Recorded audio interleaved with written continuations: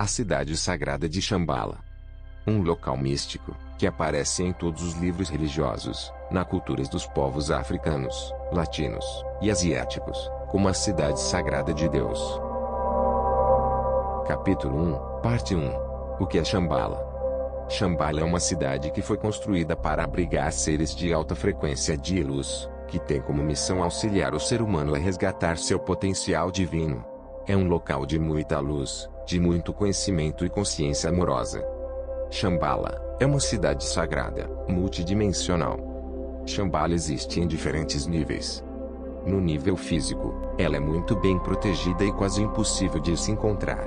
Digo quase, porque sabemos que para alguns poucos seres humanos ela se permite revelar. Se vocês pesquisar, encontrará informações de que alguns lamas tibetanos têm a permissão de acessá-la. No nível etérico, também são poucos aqueles que conseguem acessar Shambhala. Porém, devido às mudanças planetárias e ao crescente despertar espiritual da humanidade, o acesso a Shambhala está facilitado para pessoas dedicadas ao caminho espiritual verdadeiro e amoroso. Além dos níveis físico e etérico, existe outro nível em que o acesso a Shambhala também acontece. A lendária cidade de Shambhala sempre existiu no tempo de vida da Terra. Era visível e facilmente acessível em tempos passados, mas, conforme as civilizações caíam na densidade da terceira dimensão, iam atraindo o planeta e todas as formas de vida para uma densidade muito alta. A cidade de Shambhala permaneceu na forma etérea nos reinos superiores, vigiando, abençoando e mantendo uma força de luz na atmosfera etérea do planeta. Shambhala ancorou na forma de pensamento, no mesmo local que foi construída, acima da Terra. Esta forma pensamento tem estado situada no local durante anos, para vos ajudar à medida que começais a despertar e atrair a substância da força vital, o prana, o sopro da vida. Geralmente, quando se fala de Shambhala, costuma-se referir a um lugar estranho, secreto, misterioso e inacessível. E isso é verdade, mesmo quando, ao juízo de alguns investigadores, seja considerado um lugar físico, mas que, no dizer dos entendidos ou daqueles que realmente investigam os grandes segredos arcaicos da natureza, Shambhala está oculta nas misteriosas e impenetráveis regiões etéricas do planeta, e somente os grandes iniciados têm acesso àquele lugar. Contudo, nos interiores dos ashrams, da hierarquia, fala-se também de Shambhala como de um estado de consciência do Logos planetário, do qual todos participamos em certa medida. Capítulo 1, Parte 2, Shambhala e os retiros espirituais.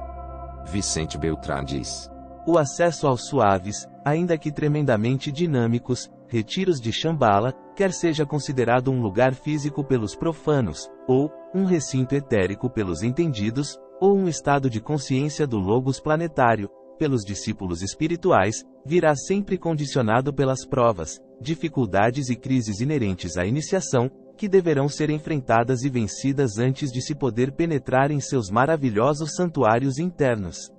Essa é a primeira grande verdade a ser enunciada ao empreender nosso estudo sobre Shambhala.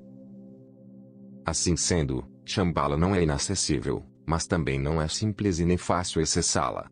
As provas, dificuldades e crises às quais se refere Vicente Beltrán, são testes e desafios que se apresentam na realidade daquele que está em busca do crescimento e espiritualismo. Sobre Shambhala, Nicholas Reiche, em entrevista diz: não falamos de algo distante e secreto. Nicholas Reiche foi um pintor, escritor, historiador, poeta e professor espiritual, líder intelectual e mensageiro dos mestres ascensos da Grande Fraternidade Branca. Reiche liderou uma longa e difícil expedição de 5 anos através da Ásia Central, em pesquisas sobre Shambhala, a cidade sagrada, resultando em cerca de 30 livros, diversos manuscritos e mais de 1000 obras de arte. Mestre Ascenso, Sanat Kumara diz, em Mensagem para a Humanidade, Shambhala é a mais bonita, é o sonho que mantendes dos portões de pérolas do céu, de flutuardes nas nuvens, de beleza, de harmonia. Isto, são as lembranças de tempos passados quando vocês tiveram acesso à beleza de Shambhala e à sabedoria de Shambhala. Contudo, ela não é apenas um refúgio para visitar, em repouso e conexão. Pode-se sempre descansar e desfrutar da beleza, mas se vai a Shambhala com um propósito. Se vai a Shambhala quando se é do Conselho Superior de Luz, quando se é da hierarquia espiritual, quando se foi convidado para lá ir, como um iniciado de grande consciência e sabedoria. Também há aqueles no vosso planeta, que visitam Shambhala com regularidade, à medida que participam na orientação e na facilitação dos ensinamentos da ascensão. Estes seres são mais reverenciados e honrados pela sua dedicação no seu caminho espiritualismo. Quando um ser ascendeu para um novo nível de consciência espiritual e alcançou um nível de iniciação, esta é dada em Shambhala, por mim no passado, como o Logos planetário, e agora pelo Buda. É uma grande honra ser convidado para uma iniciação em Shambhala. A maioria de vocês que recebem iniciações não são conscientes do processo. Isto acontece mais frequentemente durante o vosso tempo de sono. Muitos de vocês visitam os assentos da ascensão em Shambhala, que está aberto a todas as almas. Aproveite esta dádiva maravilhosa, que está sendo oferecida. Você só tem apenas que pedir aos seus guias e anjos para os levarem à cidade etérea de Shambhala, e serão saudados e acolhidos com grande amor, conforme vocês são levados para um assento da ascensão, para que sejam aquecidos na luz das dimensões superiores. Não será permitido que vocês incorporem mais energia do que podem lhe dar, com facilidade e graciosamente. Vocês serão acompanhados e não será permitido que sejam sobrecarregados. A luz colherá a todos, queridas almas, nestes bancos da ascensão. Esta linda cidade de Shambhala é seu por direito, queridos. A nós dos reinos mais elevados nos foi confiado que cuidemos dela, que preservemos a sua beleza, que sejamos os guardiões da sabedoria a fim de que vocês possam, mais uma vez, se tornarem os próprios guardiões de Shambhala, quando estiverem prontos. Este momento está quase chegando. Entretanto, venham para os nossos belos jardins, caminhem conosco, falem conosco, e aproveitem os assentos da ascensão à medida que vocês são elevados no caminho espiritual.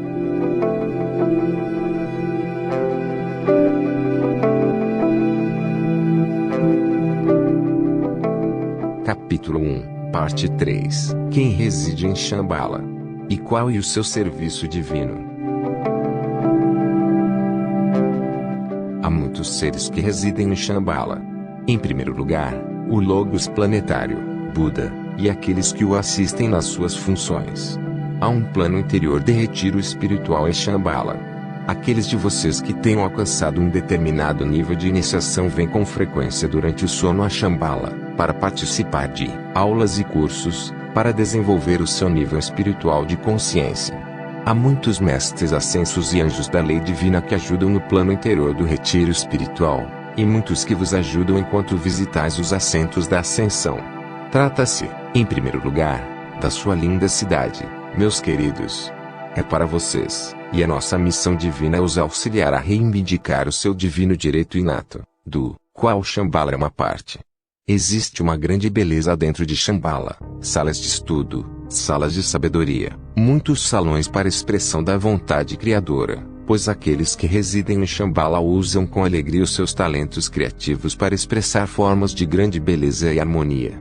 A cidade é preenchida com esta beleza expressa em formas, e a sua Shambhala é preenchida com a beleza exuberância da perfeição na natureza no seu melhor. Paz, amor, alegria, abundância e harmonia predominam em Shambhala. Não existe outra coisa.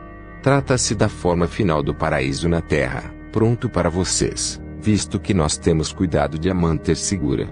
Dentro de Shambhala há salas de sabedoria, onde aqueles da hierarquia espiritual se encontram com frequência para determinar a assistência, sempre em mudança, que providenciam para vocês e para o seu planeta.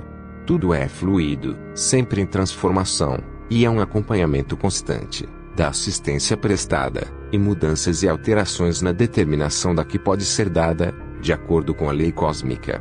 Vocês queridos, com o livre-arbítrio, deliciam-nos e agradam-nos, sempre enquanto nós os observamos com alegria vocês crescendo e expandindo, espalhando as suas asas de anjos para os lindos seres que sempre foram.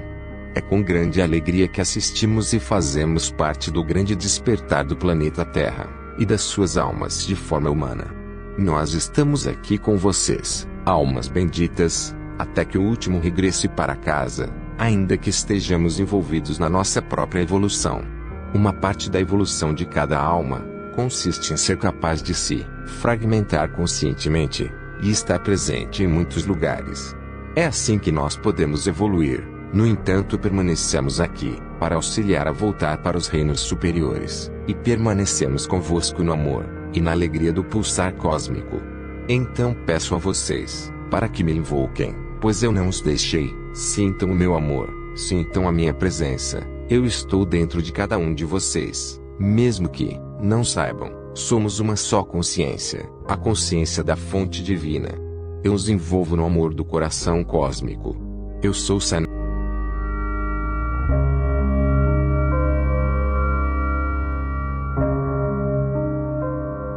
Capítulo 2, Parte 1. Sanat Kumara, Ancião dos Dias. Sanat Kumara é uma figura em vários papéis nas tradições religiosas do leste. Cada uma dessas figuras revela uma faceta do seu lado divino. Em cada papel, ele nos ensina algo diferente sobre Deus e sobre o nosso caminho para Deus. Figura 1. Skanda ou Kartikeya. Sanat Kumara é venerado no hinduísmo como Skanda ou Kartikeya, sendo um dos 4 ou 7 filhos de Brahma. Eles são retratados como jovens do que permaneceram puros. Em sânscrito, o nome Sanat Kumara significa sempre jovem. No hinduísmo, Sanat Kumara é algumas vezes chamado de Skanda, ou Kartikeya, o filho de Shiva, e Parvati. Kartikeya é deus da guerra e comandante supremo dos deuses. Ele é o comandante-chefe do exército divino dos deuses. Ele nasceu, especificamente para matar Taraka, o demônio que simboliza a ignorância, ou a mais baixa mente. Kartikeya é frequentemente descrito segurando uma lança. Esta lança representa iluminação. Ele usa a lança para matar a ignorância. No hinduísmo, histórias de guerra são frequentemente usadas como alegorias para as lutas internas da alma. O autor indiano Apatazarati diz que Kartikeya representa o homem perfeito, que descobriu o Eu Supremo. Segurar a lança de extermínio simboliza a destruição de todas as tendências negativas que ocultam o Eu Divino. Já Skanda, como às vezes é chamado, também é aclamado como Deus da sabedoria e do aprendizado. Contam que ele dá poderes espirituais aos seus devotos, especialmente o poder de conhecimento. Uma inscrição em um pilar de pedra do século V, no norte da Índia, descreve Skanda como o guardião das mães divinas. A mãe divina está em cada humano terreno. O seu habitat, como você sabe, é o chakra branco de 4 pétalas na base da coluna de cada humano. Este fogo sagrado é a sua força de vida. É a energia que sobe para conhecer a luz que desce pelo cordão cristalino. Você pode ver o cordão de cristal na imagem da presença Eu Sou. A energia do Deus Pai Mãe desce pelo cordão de cristal, e o fogo sagrado da Mãe sobe do chakra da base. Assim, nós somos nutridos pelo Pai acima, e pela Mãe abaixo, e ainda o Pai acima contém a Mãe, e a Mãe abaixo contém.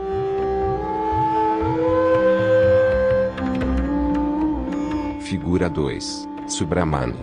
No sul da Índia, Kartikeya é conhecido pelo nome de Subramania, que significa querido para os Brahmans, os membros da casta sacerdotal. Toda aldeia, até mesmo a menor, tem um templo ou santuário para Subramania. Na tradição mística hindu, Kartikeya é conhecido como Gufa, que quer dizer caverna ou secreto, porque ele mora na caverna de cada coração humano.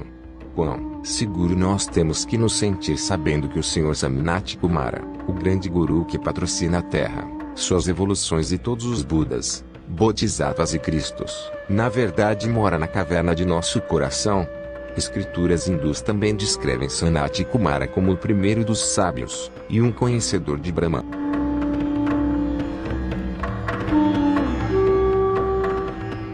Figura 3. Ahura Mazda. Os mestres ascensos ensinam que o Deus Supremo da religião Zoroastrianismo, Ahura Mazda, é na verdade Sanat Kumara. Ahura Mazda quer dizer Senhor Sábio ou Senhor que dá a inteligência. Novamente, Sanat Kumara é o dissipador da ignorância. Ele representa o princípio do bem, sendo o guardião do ser humano e o oponente do princípio do mal. Um dia, na Pérsia Antiga, entre 1700 e 600 AC, Zaratustra fundou o zoroastrianismo. Uma manhã, quando ele foi buscar água em um rio, viu um ser luminoso que o conduziu a Ahura Mazda e a 5 outras figuras radiantes. Tão grande era a luz deles que ele não viu a sua própria sombra sobre a terra. Deste grupo de seres, ele recebeu a primeira revelação da nova religião. Pouco tempo depois, Zaratustra tornou-se o porta-voz de Ahura, mas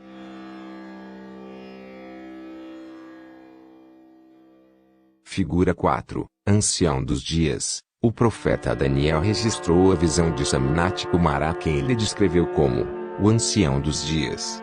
Daniel escreve: Eu olhei até que os tronos fossem posicionados, e o Ancião dos Dias sentou-se, de quem as roupas eram brancas como a neve, e os cabelos de sua cabeça eram como a pura lã. Seu trono era como a chama ígnea e rodas como fogo ardente. Foi emitido dele um facho de fogo. Milhares e milhares vieram ao seu auxílio, e 10.000 vezes 10.000 se prostraram diante dele. Eu vi nas visões da noite, como filho do homem veio com as nuvens do céu, e veio ao ancião dos dias, e eles o trouxeram, próximo a ele. E havia sido dado a ele domínio, glória e um reino, onde todas as pessoas, nações e idiomas deveriam lhe servir. Seu domínio é um domínio perpétuo, que não falecerá, e seu reino, o que não será destruído. Daniel versículo 7, 9 e 14. E assim, não só Daniel viu Sanat Kumara, o ancião dos dias, como também viu os filhos da manifestação. Viu ele Jesus Cristo, Maitreya Buda, e Gautama Buda. O mestre ascenso Sanat Kumara é a hierarquia máxima do planeta Vênus. Há muito tempo, durante a hora mais escura da Terra, Sanat Kumara veio aqui para manter a chama trina da vida, em nome do povo da Terra. Você pode imaginar um tempo no mundo quando só um indivíduo manteve a chama da vida para todos os seres humanos. Houve uma época que nenhuma pessoa neste planeta dava adoração à presença de Deus.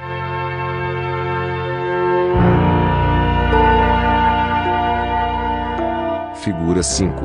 Dipankara. Depois que aconteceu a retirada de Shambhala para a oitava etérea, Sanat Kumara encarnou como Dipankara, o Buda da lâmpada iluminada. Ele veio iluminar nossas lâmpadas, ou nós viemos com ele como parte dos 144.000, lhe ajudar a iluminar as lâmpadas das almas da Terra. Na tradição budista, Dipankara caminhou pela Terra para salvar as almas. Em sânscrito, a palavra Dipankara quer dizer acendedor de luzes ou luminoso. Dipankara é um Buda legendário que viveu muito tempo. Ele foi o primeiro de 24 Budas que precederam Gautama Buda. Sanat Kumara, como Dipankara, assim como nós entendemos, teve 23 Budas antes de Gautama Buda encarnar. Assim nós podemos sentir a longa corrente daqueles que vieram para a Terra para tentar reacender, reestimular, trazer a humanidade, trazer o ser humano a retroceder um desejo de ter a luz de Deus dentro deles. Pense como seria se a Terra fosse perdida e as civilizações destruídas e as pessoas voltassem quase ao nível dos homens das cavernas, quase ao nível de ser totalmente de quatro, impossibilitado de se levantar na vertical porque eles não têm nenhuma chama. Pense em ter que trabalhar com uma evolução daquele ponto e trazer aquela evolução para o que nós somos hoje. Bom, isto é onde alguns de vocês estiveram e isto é o que alguns de vocês têm feito por muito tempo. Então, você tem um tremendo interesse investido vendo que este ensino seja contínuo, que o ensinamento esteja lá e que o fogo que você acendeu continue e não seja extinguido. Todos nós, inclusive os mestres ascensos, temos um tremendo investimento no futuro e no destino do planeta Terra. Dipankara profetizou que o ascético Sumedha se tornaria Gautama Buda em uma vida futura. Budistas consideram que Dipankara, Gautama Buda e o Senhor Maitreya são Budas dos 3 tempos: passado, presente e futuro. Dipankara é o Senhor do passado do mundo. Gautama Buda é o Senhor do mundo presente, e Maitreya será o futuro, Senhor.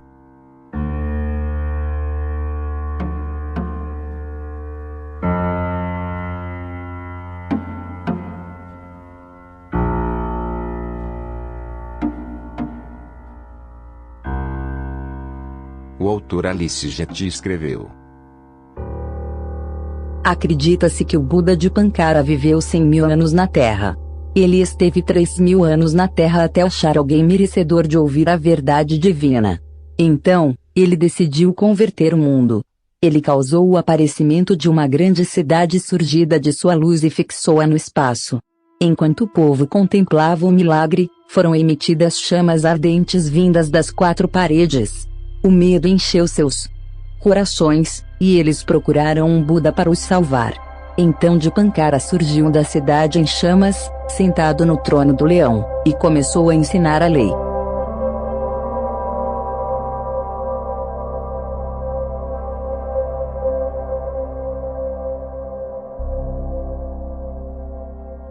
Figura 6. Brahma Sanam Kumara. No budismo, há um grande deus conhecido como Brahma Sanam Kumara. O nome dele também significa sempre jovem.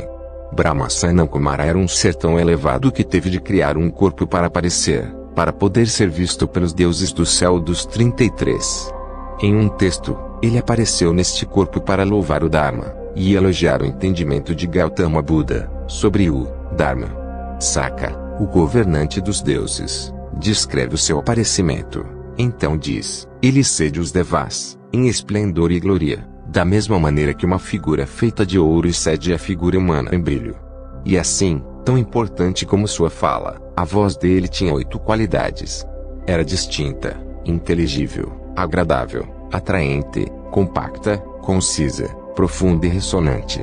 Quem quer que tenha ouvido tal voz, afirma ter ouvido a voz de Brahma, excertos de uma conferência dada por Elizabeth Clary Propet em 2 de julho de 1993.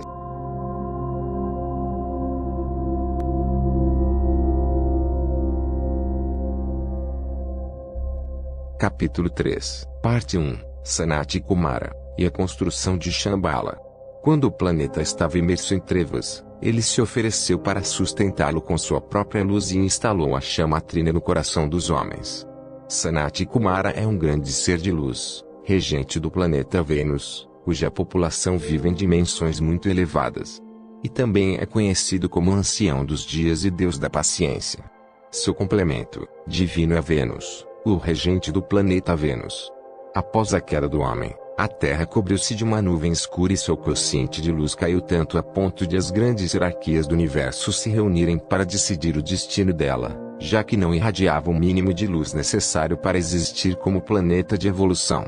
Nesse grande conclave cósmico, Sanat Kumara estava presente, e para espanto de muitos, ofereceu-se para manter a Terra com sua própria luz, até que as milhares de almas que aqui estavam para evoluir, atingissem um nível satisfatório de crescimento espiritual. Ele assumiu o compromisso de só sair da Terra quando atingisse seu objetivo, além de preparar alguém para deixar em seu lugar.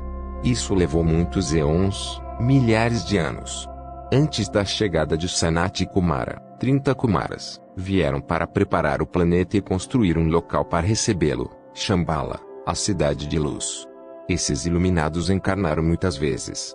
Guiados por sonhos e intuições, foram construindo Shambhala para receber o grande pai Kumara. A construção durou 900 anos, pois ela sofria ataques constantes e parte do trabalho caia por terra. Seu projeto é a réplica da Shambhala Vênus.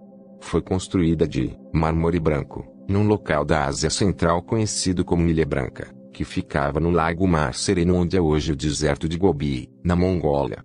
Era um lugar suntuoso, com jardins e muitas flores. Podemos ter uma vaga noção do que foi Shambhala a partir do Taj Mahal, construído muito tempo depois por Mestre El Morya, em uma de suas encarnações na Índia, inspirado na arquitetura da Cidade de Luz. Uma grande cerimônia, que a Terra nunca tinha visto, aconteceu então. O grande Kumara, com auxílio de mais 3, ancorou na Terra a sagrada chama trina. Um dos Kumaras invocou o raio azul, o outro invocou o raio rosa, e o terceiro invocou o raio dourado, e Sanat Kumara fez uma síntese dos 3, oferecendo-a à terra e imediatamente, a natureza se renovou, animais e plantas reviveram e cada homem na terra sentiu uma faísca de amor arder em seu coração. E a terra então começou a mudar. Foi um grande momento cósmico, e muitos irmãos das estrelas se ofereceram como voluntários para ajudar no grande projeto. Segundo os registros da Grande Fraternidade Branca, 9.000 seres vieram imediatamente dos reinos humano, angélico e dévico. Segundo nossa contagem de tempo, Sanat Kumara e sua equipe permaneceram na Terra há aproximadamente 16 milhões de anos. Shambhala é o maior foco de luz da Terra, que ajuda a manter o equilíbrio energético do planeta.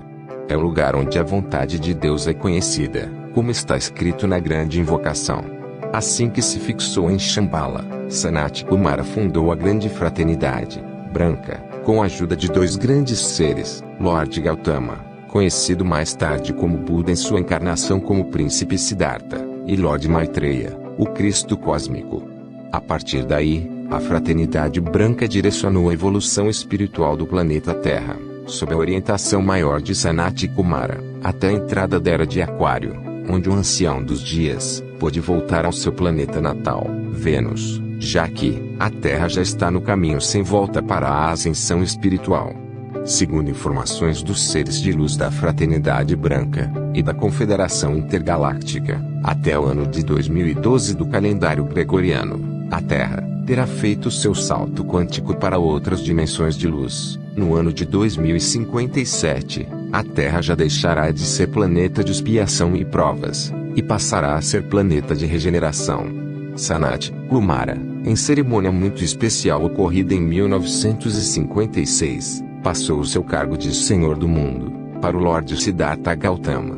Shambhala está mais viva do que nunca, na quarta dimensão da Terra, esperando pela humanidade e pela grande ascensão planetária que já começou. Bom, com as palavras ditas acima, peço para que escute agora. Sente-se em um sofá, cama ou cadeira, e faça junto comigo a grande invocação e a ancoragem da chamatrina, para nos conectar a Shambhala. Sugiro que faça, em ambiente tranquilo, com música suave, e respire profundamente pelo menos 3 vezes, antes de recitar. Fale em voz alta, ou em pensamento. Vamos lá.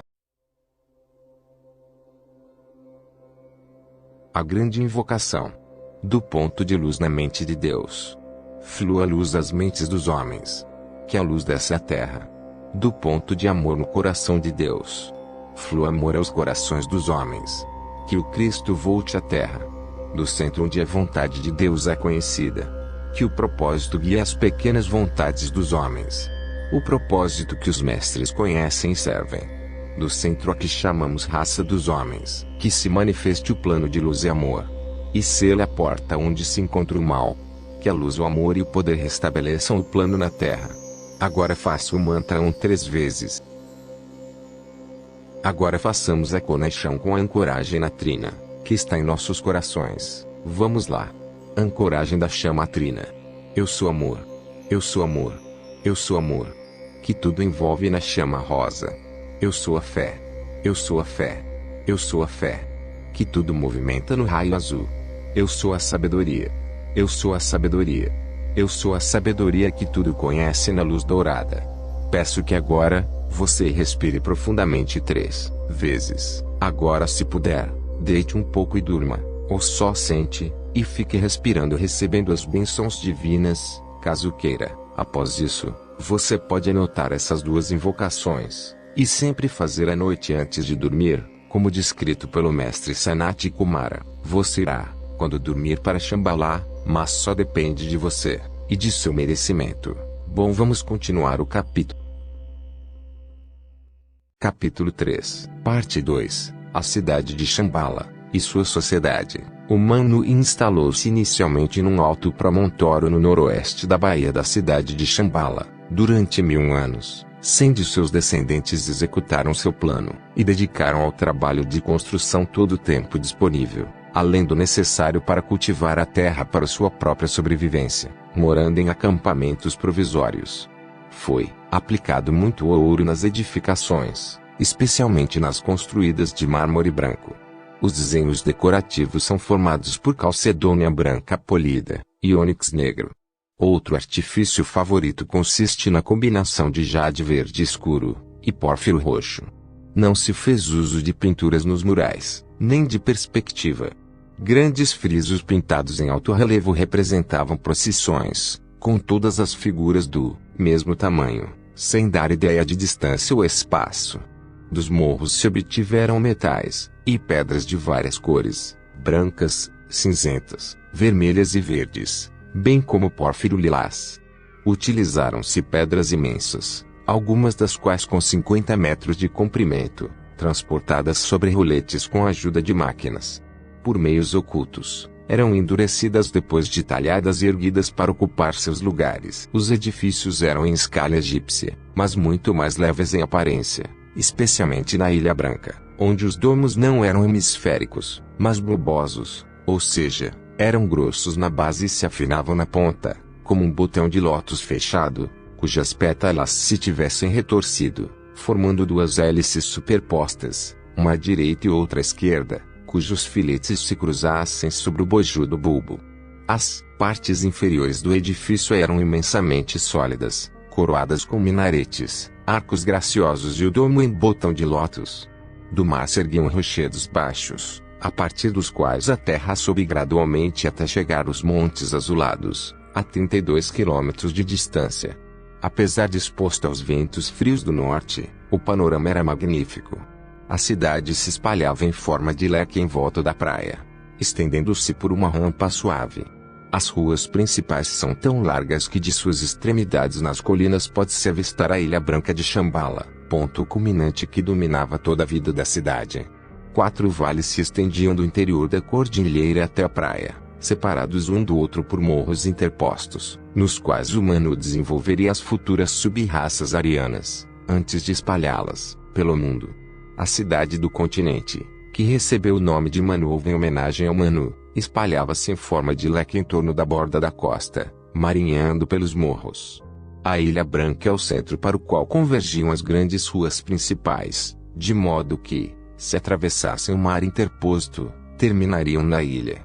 A ilha tinha uma forma levemente cônica.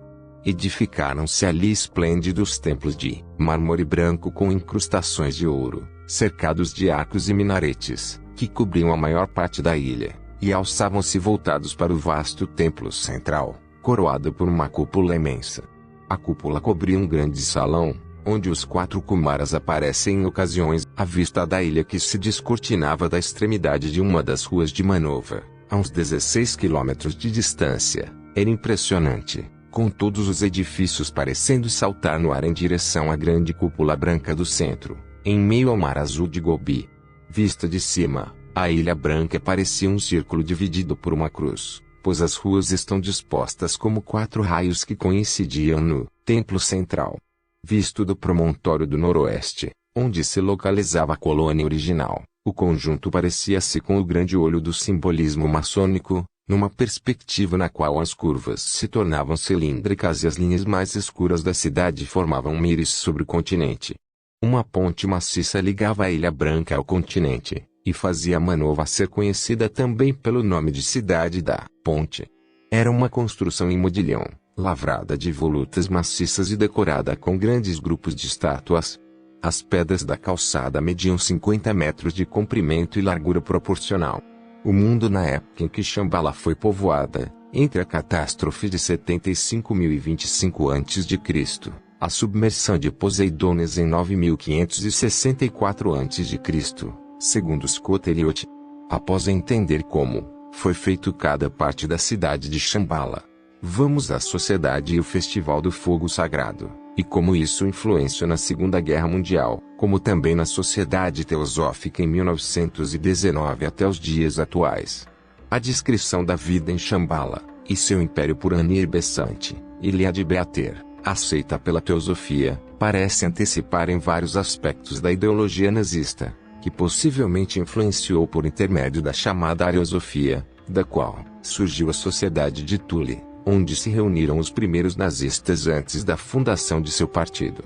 Assim como o gigantismo da cidade lembra os planos de Adolf Hitler e Albert Speer para a reconstrução de Berlim como Hauptstadt Germania, como a capital do mundo, após a planejada vitória na Segunda Guerra Mundial. Alguns edifícios em Berlim, construído na Segunda Guerra, com seus minaretes domo em botão de lótus é claramente inspirada no Taj Mahal. Mas a obsessão pelo colossal, antecipa a cúpula do Grossiale Grande Salão, planejado por Albert Speer. No conjunto, o plano de Hitler e Speer para Berlim sugere o gigantismo atribuído à Shambhala teosófica. Já, os descendentes do povo selecionado pelo Manu se consideravam arianos, isto é fidalgos, e sujeitavam-se a um código de honra. Todo trabalho, seja qual for, Deve ser considerado honroso, se feito por um Manu. Deve-se cultivar o sentimento da irmandade e cortesia mútua entre os arianos. Devem demonstrar respeito e gratidão pelos mais velhos e uma completa ausência de autoafirmação. Devem confiar uns nos outros e acreditar que os atos alheios são fruto de boas intenções, até que provem o contrário. A palavra de um homem deve bastar, é considerado indigno de um ariano. O sentimento de fraternidade, entretanto, não se estendia a outras raças. É o caso dos turanianos, considerados astutos, matreiros e desmerecedores de confiança e tratados com acentuada reserva. Rigor, reserva e dureza caracterizavam a política dos arianos em relação aos estrangeiros. Eles se mantêm dignificada reserva, sem jamais dar-lhes consideração especial nem admiti-los no interior de suas casas, mas apenas recebendo-os no pátio externo. Havia casas e pátios separados para a hospedagem das eventuais caravanas de mercadores e embaixadores de outras nações. Eram recebidos com hospitalidade e cortesia formais, mas tratados sempre com uma reserva inalterável que assinala uma barreira intransponível. As pessoas em Shambhala tinham grandes números de amigos e conhecidos. Os administradores eram obrigados a conhecer todos os chefes de famílias de seus distritos, e ter o conhecimento de um grande número de pessoas, é uma das qualificações para um homem chegar a ser dignitário.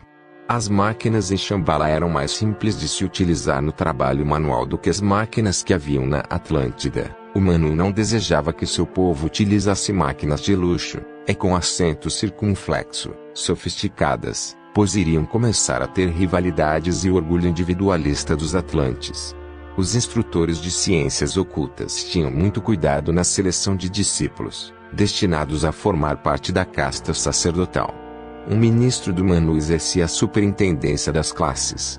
Os estudantes mais adiantados tinham para com o Estado o dever de manter as províncias do Império em mútuo contato. Para isso, havia comissários para várias províncias, dando cada qual informação relativa à terra a seu cargo, obtida por clarividência e outros meios ocultos. Estudantes mais avançados transmitiam por telepatia as instruções do Manu aos governadores e vice-reis, bem como suas mensagens de paz e guerra. Não havia jornais, nem qualquer meio de informação pública além do Estado, que mantém um escritório de informação geral onde os cidadãos qualificados podem procurar as notícias que lhe interessarem. Não era costume dar-lhes publicidade generalizada. A religião consistia em louvores e ações de graças. As pessoas viviam cantando hinos de louvor, e viam os deuses por trás das forças naturais. Todas as manhãs se entoavam hinos, com alegria, para as ninfas da aurora. O espírito do sol, os 4 Kumaras eram tidos por deuses. O planeta Vênus também recebia adoração, em virtude da tradição segundo a qual os senhores da chama tinham descido de Vênus. Adorava-se o próprio céu, todos e qualquer átomo, como a origem de todas as coisas e manifestação da divindade.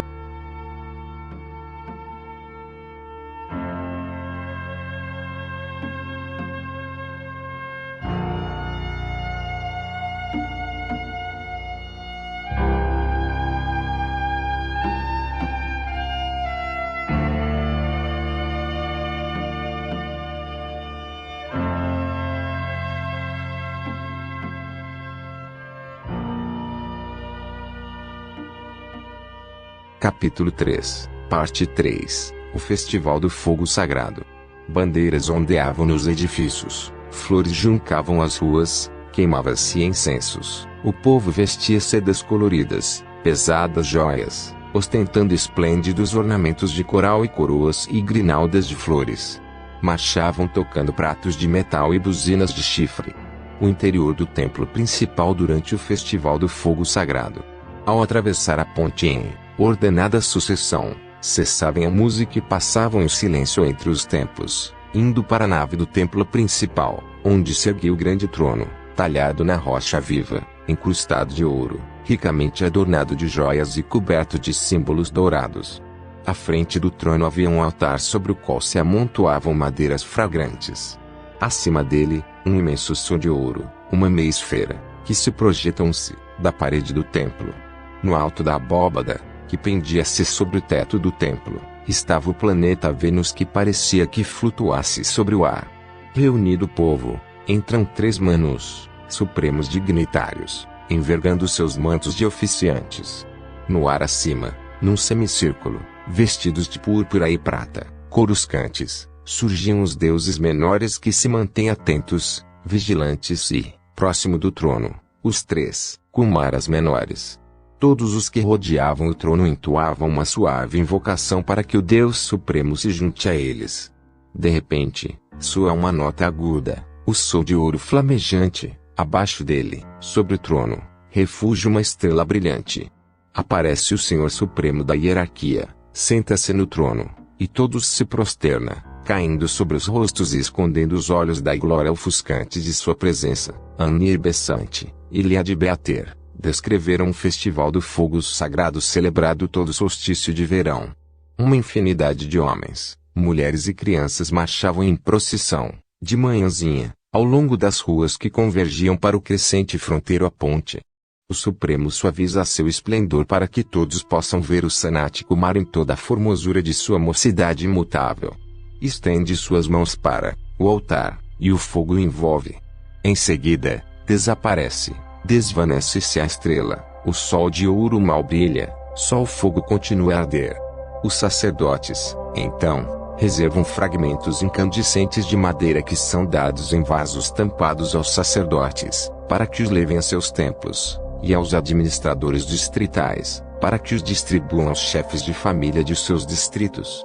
As procissões tornam a formar-se e vão para a cidade entre cânticos. Coloca-se o fogo sagrado sobre os altares familiares para acender a chama que tem de conservar viva durante o ano.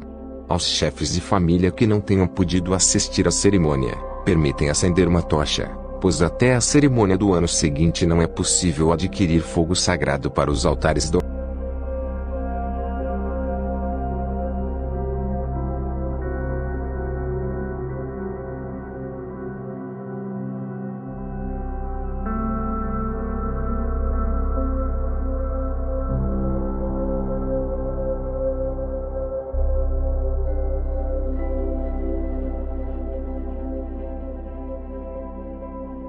Capítulo 4, Parte 1, O Poder Ígneo de Shambhala.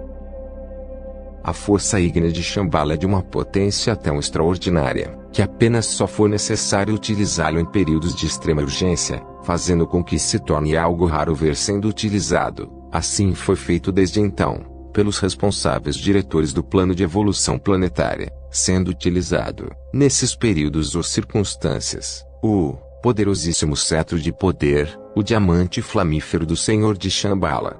Vejamos algumas dessas ocasiões. Durante o período evolutivo da raça lemuriana, quando esta estava percorrendo sua 5ª sub-raça, o cetro do Senhor do Mundo atraiu do espaço cósmico as gloriosas entidades denominadas esotericamente anjos solares, que trouxeram ao planeta o princípio de autoconsciência que deu origem à raça dos homens, ao 4º reino da natureza. Outra imensa efusão do poder cósmico contido no diamante flamífero do Senhor do Mundo aconteceu num determinado estágio do período Atlante, para decidir em favor das hostes da luz, o embate entre a grande fraternidade branca de Shambhala e os senhores da face obscura, ou magos negros planetários, que culminou, como ocultamente se sabe, com a destruição de grande parte do grande continente de Atlântida e sua posterior submersão nas profundezas do Oceano Atlântico. A terceira grande projeção de força de Shambhala aconteceu depois de um concílio planetário celebrado no ano de 1825, em que foi estabelecida a necessidade de acelerar o processo evolutivo do planeta, o que deveria implicar na aplicação do cetro de poder planetário, diretamente sobre o centro místico da humanidade, sem previamente passar, como era de hábito, pelo centro moderador da hierarquia espiritual, que é o que intercede no processo de transmissão de força cósmica através do centro de Shambhala. Durante esse concílio planetário especial, que é celebrado em Shambhala no final do primeiro quarto de cada século, foram examinadas ocultamente as condições planetárias e o estado psicológico da humanidade, como também foram previstos e considerados os perigos que poderiam derivar do impacto direto das energias ígneas de Shambhala sobre o centro humano. Finalmente prevaleceu o santo critério de Sanat Kumara, no sentido de que a humanidade, por fim, surgiria triunfante da prova de fogo a que seria submetida. Quase um século, as energias ígneas de Shambhala aplicadas sobre a humanidade foram provocando, como era de se prever, uma grande excitação das paixões inferiores dos seres humanos, que afloraram impetuosamente nos âmbitos sociais do mundo, provocando crises e tensões psicológicas tão violentas que, nos é dito ocultamente, que determinaram a abertura de uma porta através dos éteres planetários que permitiu a introdução do mal cósmico, conhecido pela humanidade como os nazistas, a mais poderosa organização de forças do mal que jamais existiu na Terra, sem igualada na história do planeta, mas não superada, pela atividade nefasta dos magos negros de Atlântida, que provocou a destruição da maior parte desse continente na Terra. Este incidiu no planeta por meio do povo alemão, devido à existência kármica na Alemanha de um reduzido, ainda que muito poderoso, grupo de magos negros, 7 no total, segundo nos é dito ocultamente, conhecido como Grupo de Thule, que haviam alcançado os mais altos postos do poder político e se convertido em dirigentes. Eram sumamente hábeis na arte da magia goética ou magia negra, cheios de ambições pessoais e completamente isentos de sentimentos humanos, como foi posteriormente demonstrado, que, utilizando o poder da propaganda, mesclaram as energias do mal cósmico com as de primeiro raio, que eram as características psicológicas da nação alemã. Como resultado dessa fusão de energias negativas, surgiu o próprio símbolo da suástica nazista, que era claramente a suástica budista invertida, demonstrando claramente as intenções sinistras dos dirigentes alemães, e o quão habilmente haviam manipulado as energias do mal cósmico, para espalhar as sementes de ódio e destruição por toda a Terra. Assim, a Guerra Mundial iniciada em 1914, e aparentemente terminada em 1945, foi apenas a explosão final da luta, empreendida nos níveis ocultos da humanidade, entre as forças da luz encarnadas na grande fraternidade de Shambhala, e nos seres inteligentes e de boa vontade no mundo, e as forças das sombras, canalizadoras das energias do mal cósmico no planeta. Isso exigiu uma decidida interferência dos responsáveis do plano de evolução planetária, a qual foi evidente no ano de 1943, quando os cientistas alemães haviam quase conseguido pôr a termo aquele terrível engenho que se chamaria bomba atômica. A aplicação do diamante flamífero sobre a aura etérica da nação alemã, que até aquele momento só vinha acumulando vitórias bélicas à custa de uma cota infinita de sofrimentos humanos, com a destruição de muitas vidas inocentes, determinou que certas áreas específicas do veículo etérico dos cientistas alemães ligadas com o cérebro físico fossem destruídas, ocultando-lhes a simples fórmula final ou equação matemática que deveria culminar na extraordinária experiência da destruição do núcleo do átomo, com a consequente liberação da energia nuclear. Como todos bem sabem, essa energia atômica foi posteriormente utilizada pelos Estados Unidos da América contra o povo japonês, um ato que não gozou da concordância da hierarquia, que avalia suas energias sob um ângulo muito diferente da dos seres humanos, que a usam, em todas as suas ações, a sagrada lei da economia. As forças aliadas finalmente venceram as forças do eixo E, apoiadas naqueles momentos pelas correntes ígneas de Shambhala. Foram os instrumentos de que as forças místicas de Shambhala se valeram para fazer o mal cósmico retroceder para suas desconhecidas e misteriosas fontes de procedência. O mal cósmico, como nos é dito ocultamente, provém das radiações que surgem dos sistemas solares e esquemas planetários em processo de desintegração. Temos a analogia dessas radiações nas que provém da Lua, como efeito do processo de desintegração que está se produzindo nesse astro morto. Há também fatores psíquicos que poderíamos agrupar sob o termo genérico de karma dos deuses, que se propagam pelo espaço ocupado pelos sistemas solares, e nele produzem através de seus logos regentes, esses focos de desestabilização ou desequilíbrio que as humanidades dos diversos esquemas planetários mostram tão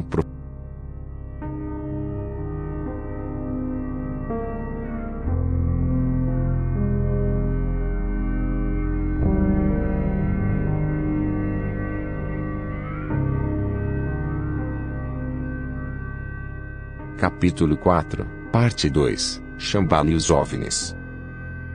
Salmos 48, versículos 2 e 3. na cidade do nosso Deus, o seu nome santo, colina magnífica, é uma alegria para toda a terra. O lado norte do Monte Sião é a cidade do grande rei. A lendária Shambhala, como Blavatsky a denominou em sua obra Doutrina Secreta, é uma cidade etérea situada no deserto de Gobi, sob Himalaia, considerada a sede invisível dos Mahatmas, uma fraternidade habitada pelos grandes mestres espirituais, que logo após a submersão da Lemúria no Oceano Pacífico, se mudaram para lá. Uma lenda muito difundida entre os mongóis e tibetanos fala-se que a cidade secreta foi fundada por deuses que vieram dos céus para trazer conhecimento ao homem. Shambhala corresponde a um vigoroso centro de energias altamente evolutivas psicoespirituais, um lugar onde encontram-se seres que atingiram uma dimensão superior.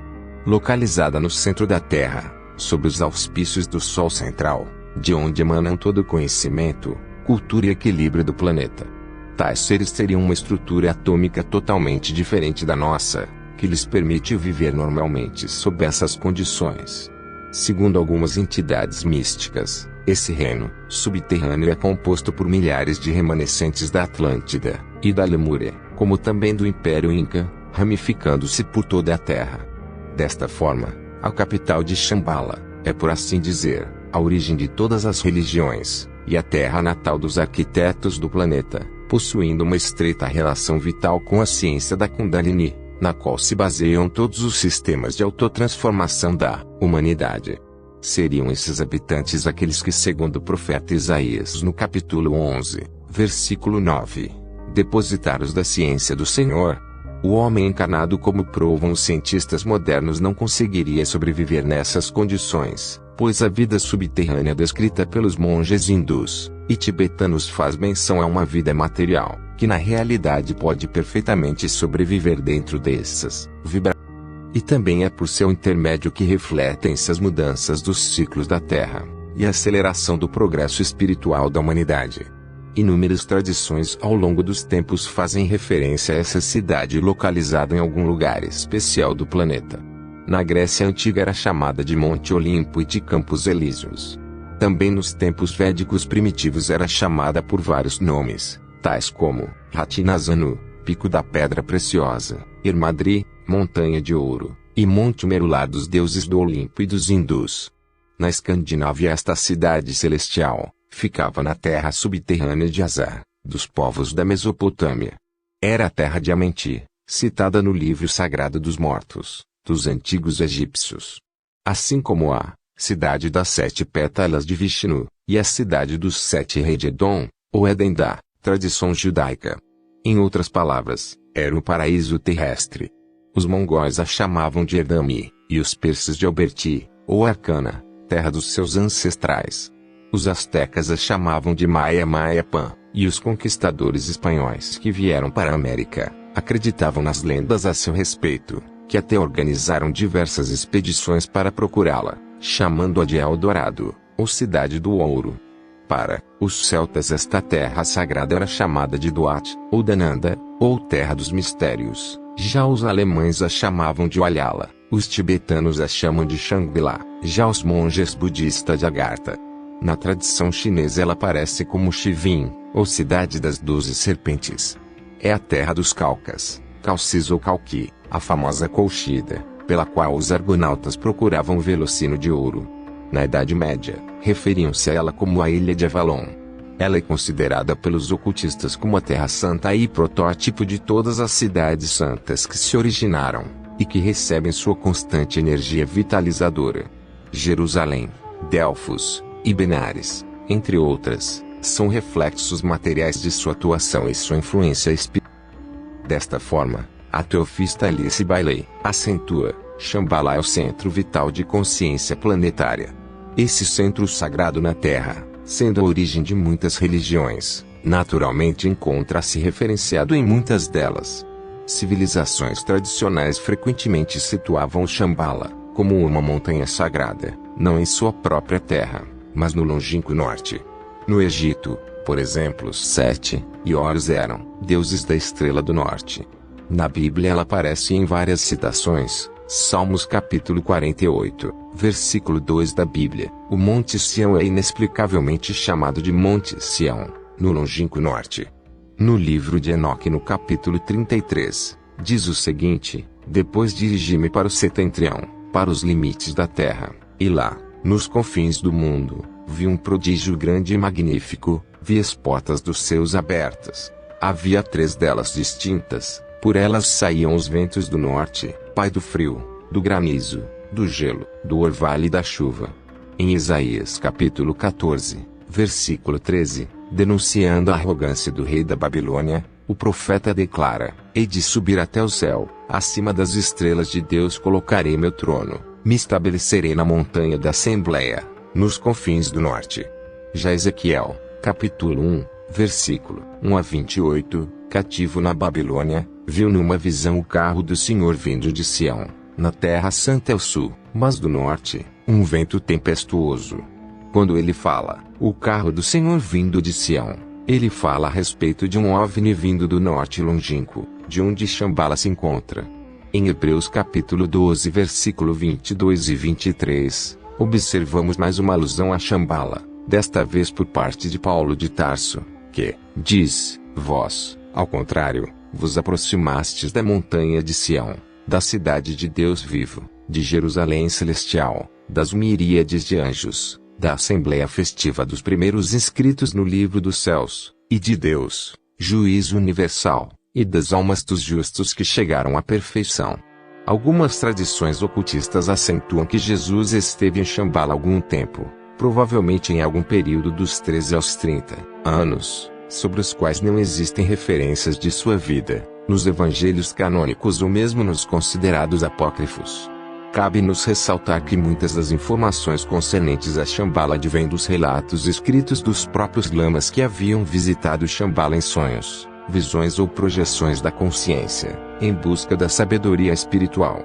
Viajando em corpos de matéria sutil, divulgaram mandalas geográficas místicas e muito antigas e uma série de guias, tanto antigos como relativamente modernos, que continham instruções detalhadas descrevendo a cidade e a maneira de se realizar uma viagem para lá.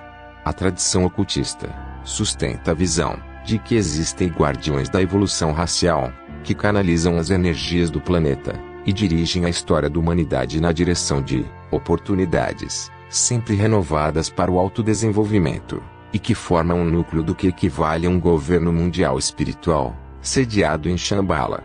Muitos deles acreditam que o mito bíblico do Jardim do Éden tenha se originado de Shambhala.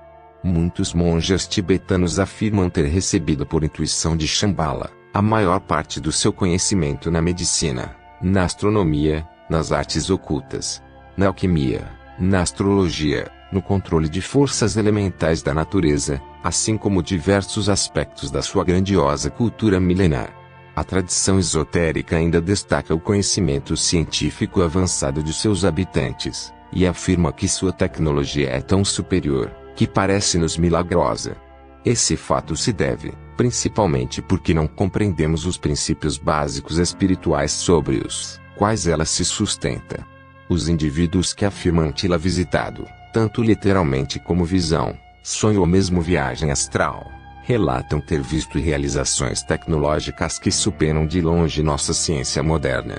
Eles relacionam as maravilhas que viram com muitas lendas antigas que se referem a uma ampla rede de cavernas e túneis subterrâneos dimensionais, que se estendem sob as cadeias de montanhas asiáticas e que teriam sido escavadas em épocas bastante remotas. As lendas dos esquimós contam que seus ancestrais vieram de uma terra paradisíaca localizada no interior da Terra. De igual forma, os índios Carajás no Brasil afirmam que são originários de um mundo subterrâneo onde a luz do sol penetra enquanto aqui é noite. Outra interessante menção a esses mundos advém do famoso escritor Júlio Verne, 1828 a 1905, em sua obra Viagem ao Centro da Terra, escrita no século XIX, onde descreve que aventureiros, após percorrerem túneis e cavernas, descobriram um novo mundo debaixo da Terra, o qual contendo lagos, terras, oceanos, animais e plantas antediluvianos, civilizações, e tudo isso iluminado por um sol central. Esse caminho de acesso foi conhecido, Após ter-se decifrado um manuscrito alquímico de caracteres rúnicos, trazido da Islândia, algumas das informações contidas no livro de Verne se enquadram com as narrativas do almirante Richard Bede, que em 1929, em seu voo de reconhecimento sobre o Polo Sul, enquanto sobrevoava as imediações do Polo, segundo seu próprio relato radiofônico, ao sair de um intenso nevoeiro deparou-se com uma terra sem gelo, podendo distinguir vegetação, lagos, animais e homens, flores, alces e bisões do período Pleistoceno. Alguns relatos de aventureiros em incursões ao polo também descrevem paisagens similares, e uma civilização pacífica e superdesenvolvida de gigantes. Outro episódio interessante acerca de lugares enigmáticos e misteriosos no planeta aconteceu em 1925, através da expedição liderada pelo coronel inglês Percy Fawcett, em busca do Eldorado no Brasil, lugar onde algumas facções esotéricas entendem ser um lugar de uma riqueza formidável e de um desenvolvimento científico e moral muito além do que conhecemos. Essa peregrinação acabou protagonizando uma espécie de nova versão da viagem ao centro da Terra. Supõe-se que Fawcett e sua equipe teriam encontrado a passagem dimensional para o mundo subterrâneo, encontrando a cidade Z, nome-se sugerido por ele em seus escritos, e para muitos míticos, é uma das cidades de Shambhala, já a respeito da ossada encontrada, e dos rumores que foram vítimas dos índios, o mito persiste. Corroborando para a tese de Shambhala, místicos e paranormais que vivem na Serra do Roncador no estado do Mato Grosso, Brasil, entre outros, afirmam vez ou outra manterem contato com os seres intraterrenos que vivem com Fawcett nessa cidade, seja através do diálogo mental ou mesmo por uma simples e rápida visualização. Os OVNIs é outro tema recorrente nas lendas de Shambhala, onde viagens interestelares foram atribuídas aos seus habitantes, muito antes do desenvolvimento do moderno conhecimento tecnológico e astronômico conhecido pela nossa atual civilização. De acordo com a antiga tradição chinesa, as aeronaves e veículos espaciais dos imortais viajam, não só pela Terra, mas também entre as estrelas observando lugares da habitação de outras raças e reinos. Outra lenda de Shambhala declara que a maioria dos seus residentes mais avançados usam corpos que não envelhecem nem morrem. Alguns dos nascidos da mente criam um corpo visível, mas artificial, de matéria atômica elementar que parece sólido e real quando entram em contato com os humanos. Outros permanecem invisíveis e se juntam ao povo da névoa de fogo, que vive no núcleo do Sol central da própria Terra, naturalmente em outra frequência vibratória. Eles, por sua vez, podem viajar à vontade pelo universo, ficar mais pesados e mais densos, ou mais leves e etéreos à sua escolha e necessidade, deslocam-se a grandes velocidades, aparecem em dois lugares ao mesmo tempo e materializam-se e desaparecem, conforme o seu desejo. Conta-se que os mestres ausentam-se ainda de Shambhala, para ensinar esse tipo de sabedoria a certos lamas, ou mesmo a indivíduos merecedores que recorrem ao seu auspicioso auxílio. Rama, segundo o épico hindu, Rama foi um desses emissários que, oriundo de um mundo subterrâneo, chegou ao nosso, através de um veículo aéreo. De acordo com alguns relatos, os lamas que absorvem esse conhecimento têm o poder, assim como Jesus, de atravessar paredes, de transformar pedras em ouro, de caminhar sobre as águas sem afundar, de entrar no fogo sem se queimar, de derreter neve com o calor do próprio corpo, num frio extremo, de viajar no cosmos distantes em poucos segundos, de voar no céu e caminhar através de rochas e montanhas, além de capacidades extraordinárias como ler a mente e de conhecer o futuro, e o desenvolvimento de todos os sentidos muito além de sua capacidade normal. Eles também podem emitir raios de luz do corpo, e ficarem expostos à luz do Sol, sem formarem sombra, fazer o corpo de outros desaparecer, e realizar outros assim chamados prodígios ou milagres.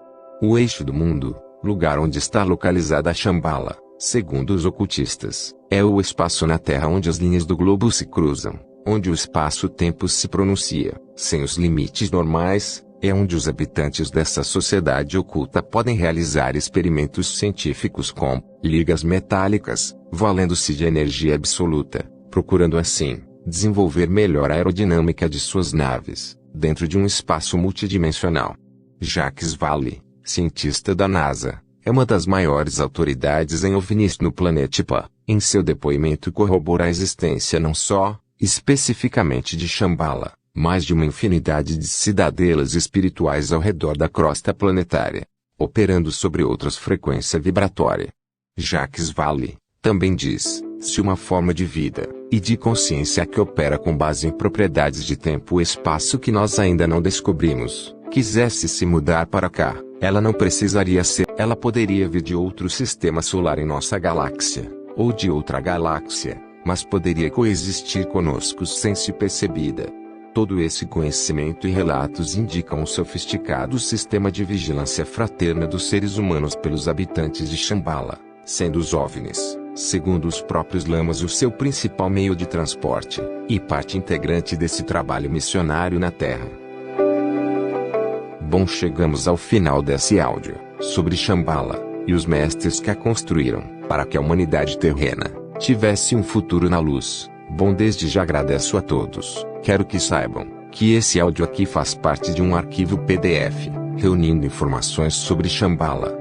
Por lá poderão aprender de forma mais acentuada. Não tem um autor por nome, caso queira colocar crédito a alguém. Agradeça a grande fraternidade branca. Já esse PDF faz conexão com outro, que explica quem são cada um dos raios cósmicos e seus mestres. Bom, caso queira ler o PDF sobre Shambhala, estará na descrição abaixo. Peço a todos que levem o conhecimento ao seu irmão. A luz já venceu. Gratidão, gratidão, gratidão.